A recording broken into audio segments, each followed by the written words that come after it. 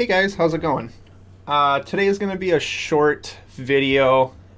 We don't have too much in terms of value today without trying to force the plays, which after a big day yesterday, I just want to hold on to our units, build that bankroll, and try to take the least amount of risk possible.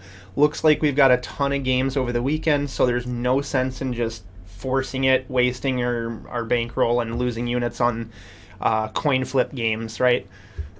I will quickly touch over why I don't want to bet on some of these games, because that's important to know. Is why should you not bet on a game, right? What are we looking for?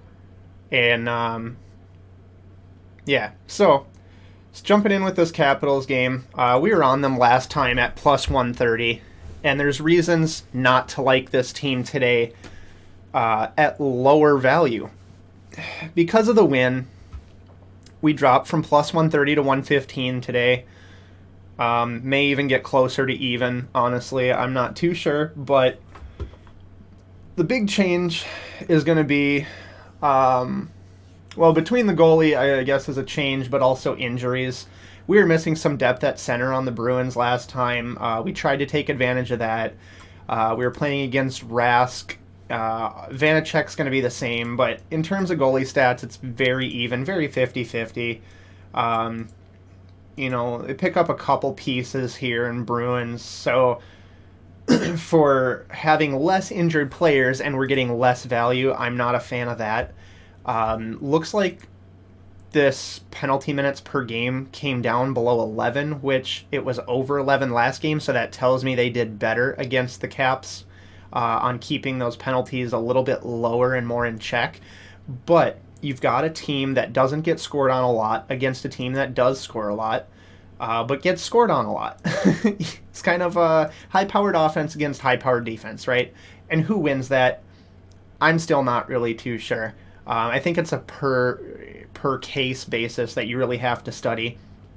And I'm just not too interested in paying less to get less today. I think we'd just be happy with our plus 130 that we picked up the other day, and we move on. And we'll let this one go out to the next series, and we'll handicap those games when they come along. So moving down here to the Lightning, we had the same exact game last night, except it's not the same game because, again, both goalies change here. We get McElhenhay and Subban today. Injuries don't change anything. They're the same. But we took this same exact bet yesterday on the 60-minute line. I think we got minus 140 yesterday.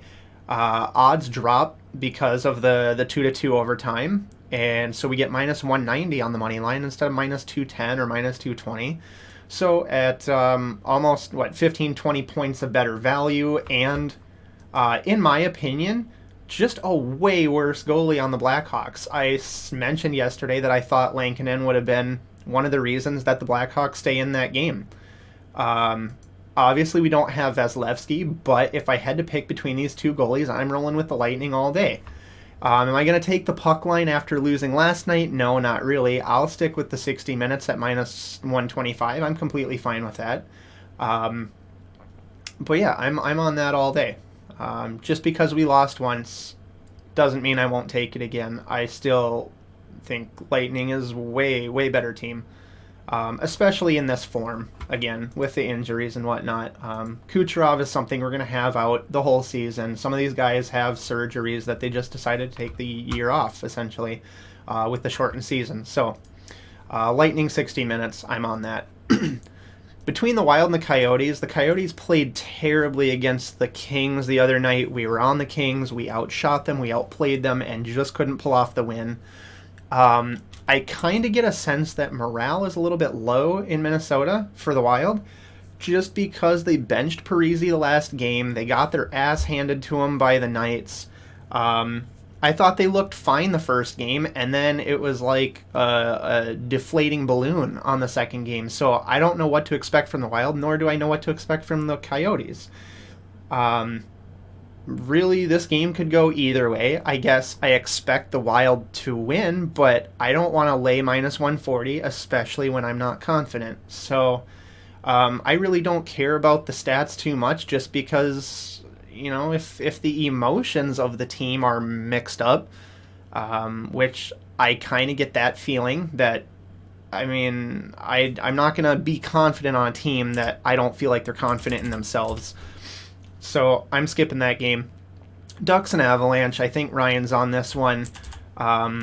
Still too much for me to pay, even going to the puck line because of Gibson. 67 goals against seems high in 23 games, but I think it would be a hell of a lot higher if it wasn't purely for this guy right here, John Gibson. I think Makar is still out. I think they actually have 3 defensemen out on the Avalanche, which leaves that second and third defensive pairing looking a little bit questionable. They lost to the San Jose Sharks, I believe, pretty badly, 6-2. I didn't even watch the game. But I think there's a better spot to lay the 60 minutes here tonight. And I'll get to that in a second. So I'm not actually on this game. But Avalanche, I do expect to win. So if you took that with Ryan, I'm not against you. I certainly wouldn't want to take the Ducks. So I'm not against that on the Avalanche. But I think the Lightning 60-minute and what I'll get to next is just a little bit better of a play. I've been waiting for the return of any of these guys on the Blues for a while now. There's so many injuries on this team, I couldn't even fit it all on the screen here. I don't know if I even want to take the Kings, though. Peterson's in net. I really like this kid. Awesome goalie. He has been pretty much lights out from what I've seen. Just unbelievable saves from the guy. Blues can still score, though, you guys. Blues absolutely can still score.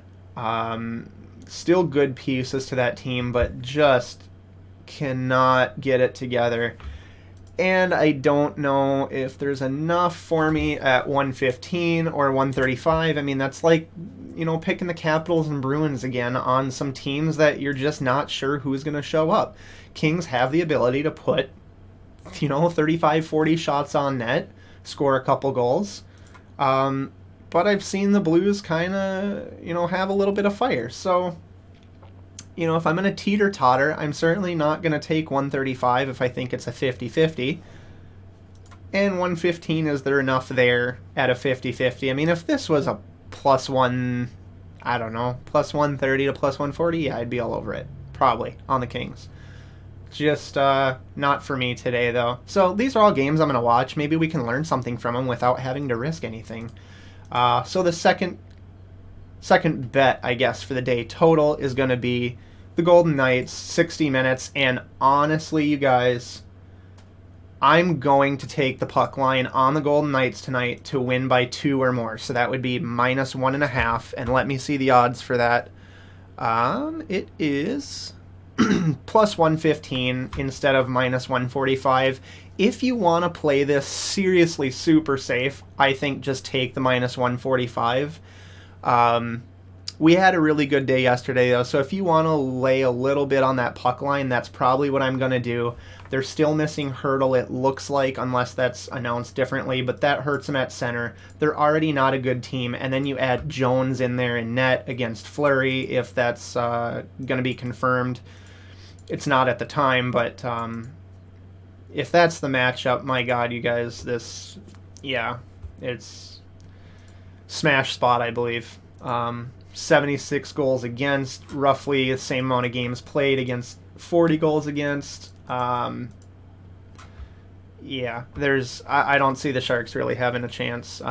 They did it against the Avalanche. You never know. Could happen, but I guess 2 kind of heavy favorites for the night. Hopefully we pick up, maybe another unit or 2 and move on to the weekend. So that's going to be that, guys. Have a good one.